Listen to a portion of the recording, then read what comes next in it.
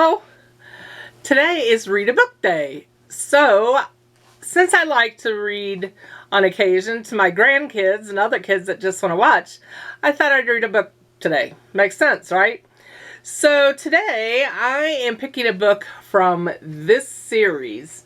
This is the If You Were Me and Lived in ... whatever country series by Carol P. Roman. And I love her books, and I do have just about the whole series. So I thought today I would read from If You Were Me and Lived in Australia. And I thought that would be a great book to read. So let's get to it, shall we? If You Were Me and Lived in Australia, A Child's Introduction to Cultures Around the World by Carol P. Roman. And this says, dedicated to my new friends Julie Gerber from Away We Go Media and Bianca Schultz, the Children's Book Review. And it says, alone we can do so little, together we can do so much. Julie happens to be a friend of mine too, so I didn't even know this book was dedicated to her, so how cool is that?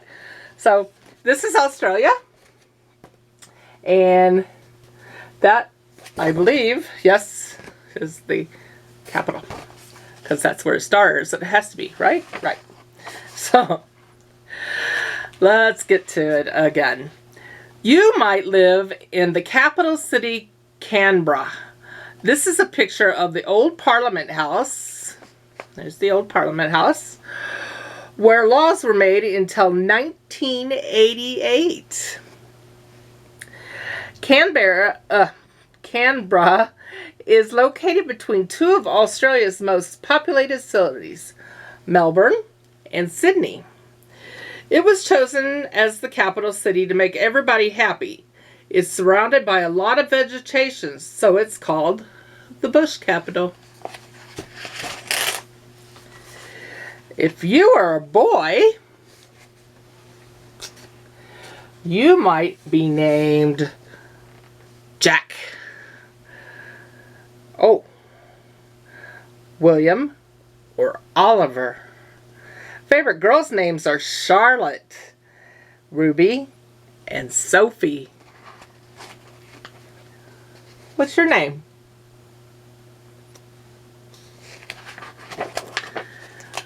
You would call your mommy, Mummy, and your dad would answer to Daddy, just like in America.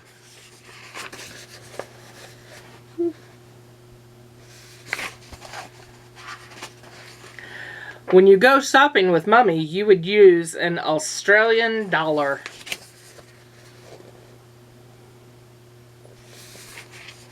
I actually have never seen an Australian dollar.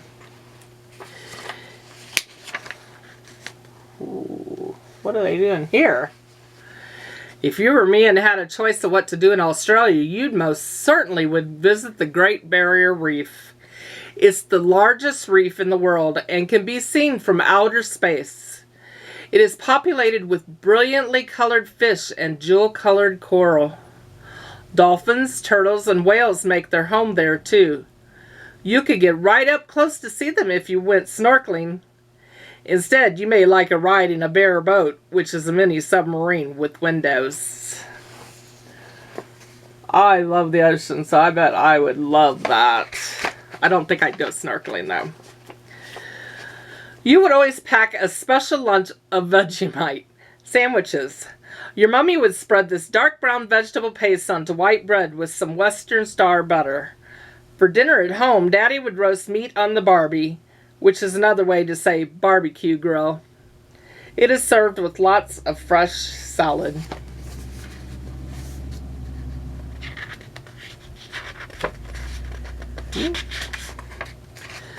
You and your friends would love to play... What do you think that is?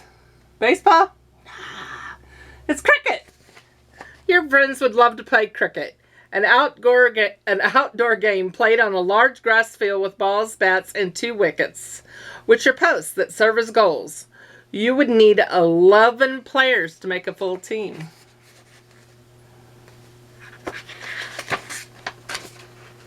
If you were me and lived down under, January 26th would be a special day. Australia Day celebrates when the British came to live and work in here in 1788.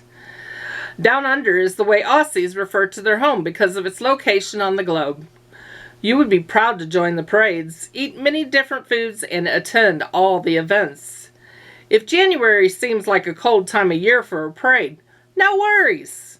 As they say in Australia, here in the southern hemisphere, January is the middle of summer.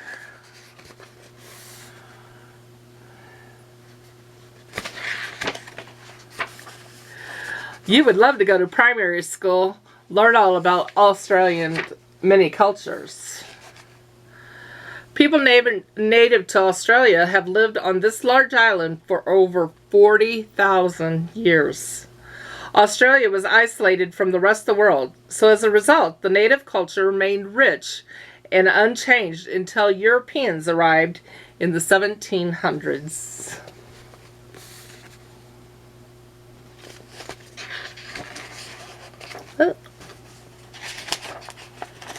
So, if you were me, So you see, if you were me, how life in Australia could really be. You think you'd like to go to live in Australia? Maybe. Maybe you already do if you're listening to my words.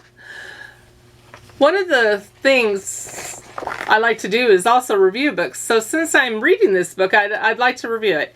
And I love this series. As I said it earlier, it's a 5-star series to me, no matter what. Every book I've ever read from this series has been 5 stars to me, and I love it.